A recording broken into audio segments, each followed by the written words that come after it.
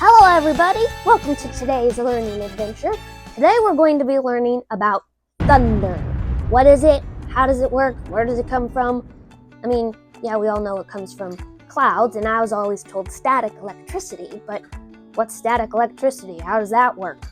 Anyways, up in the clouds, there's a lot going on in these gigantic water-filled floating cotton balls, which is kind of what they actually look like.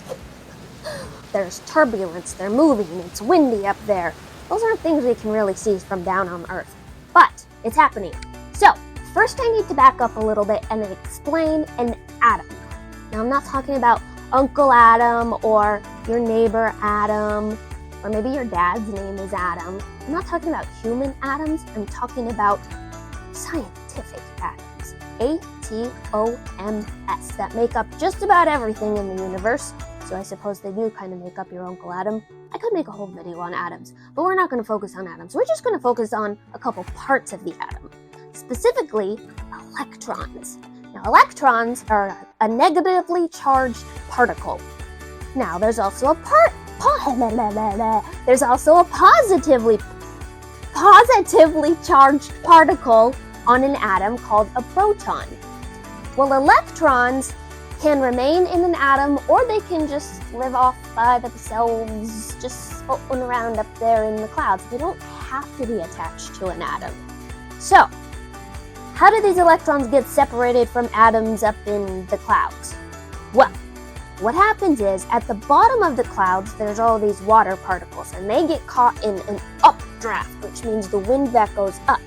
And as these water droplets go up, which is higher, which means it's colder, they freeze into droplets of ice or hail. And then there's downdrafts that bring these super cold little droplets of ice down, and then again they melt and go back up and freeze, and come down and melt, and go back up and freeze, and come down and melt, and go back up and freeze. During all this turbulence, when the ice is coming down and the water droplets are going up, their atoms rub against each other, and then the electrons get kind of separated from these atoms. And now there's just a bunch of electrons floating there up in the clouds, just hanging out. But these electrons want to be connected to an atom. They want to be connected to a proton. They want to have friends. So they look for someone to be friends with. Well, down on Earth, especially in taller points, sometimes on a metal rod or the top of a building or a mountain or a tree, or things that stick up really high from the earth, those have protons in them too. And then the electrons see those protons down on the earth, and the electrons are like, "Hey, protons!"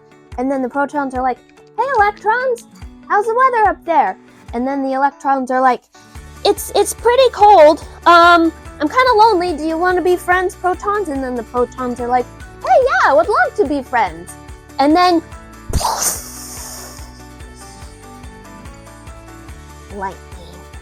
They become such instant friends that the lightning strike that is caused by these electrons meeting these protons can be up to 50,000 degrees Fahrenheit, which is 5 times hotter than the surface of the sun. I don't even know how to explain that number. That's like so hot that I think you'd just melt or something. When this lightning strike is created, it makes the air around the lightning strike super warm. Well, more than warm, it's super hot. So it makes the air expand really, really fast. And we've all seen lightning and how it disappears just as quickly as it appears. So boom, the lightning strikes and then it's gone. So this air that expands really, really hot, all of a sudden gets cool and back together super, super fast. And that is what actually makes the sound of the thunder, is the sound of this air expanding and contracting ridiculously fast, like lightning speed fast. Anyways, when you hear those super loud crackle lightnings, I don't really like those ones. They kind of scare me. But that's okay. As long as I'm safe inside, I know it's not going to get to me. Anyways, those ones usually indicate that the lightning is closer to you. And then sometimes after it, you hear sort of a rumble of thunder. And that can indicate a couple of things. That can indicate lightning that is further away from you, and it also can indicate the leftover residual sound from the big old lightning strike that just came. And how that happens is when the air expands and then contracts, it kind of vibrates for a second because it can't just go like woo woo. It goes like this, woo woo. So that can contribute to the sound of the rolling thunder too. I just smacked my microphone. Another thing maybe you've noticed is that thunder and lightning rarely seem to happen at the same time. And that's a cool thing to learn about too. It is because the speed of light, or the speed of sight, as I kind of like to think of it, travels faster than the speed of sound. So things that we see have kind of like a wave going on. And then things that we hear also have a wave going on. But this wave travels a little bit slower than what we can see, which goes a little bit faster. Now these waves we can't see. I think if we could see every wave from every sound, that would be incredibly overwhelming. So if you see a lightning strike, and then maybe 5 seconds or so later you hear the thunder from it, that's why. It's pretty cool. Think of it this way.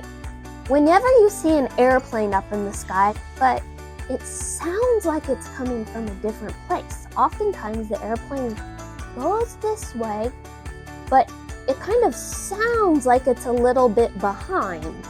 Like the sound's coming from here, but I can see the airplane over here. That's because the sound of the airplane travels slower than the sight of the airplane. Another good example is maybe you're at a baseball game and you see the batter swing the bat and hit the ball and it's far towards the stands, and then all of a sudden you hear it. It's the same idea. It's because the sight of the bat travels faster than the sound of the bat hitting the ball. It's the same thing with everything. Airplanes, baseball bats, thunder. Now, if you ever want to know how close the lightning strike is, you can actually count to figure it out. So it takes about 5 seconds for the sound of a lightning strike to travel 1 mile. So if you see a lightning strike and then you count to 5 and then you hear the thunder, it means it's about 1 mile away from you. If you see the lightning strike and you hear the thunder at the exact same time, then whoa, that thing is right above you. That's it for today's video, everyone. Thanks for joining me, and let me know if you have any suggestions for other learning adventures we could go on. I have a whole bunch of ideas, but I also know it's pretty much limitless what we can learn about together. So, that's it. See you next time. Bye! Whoa, I made a basket.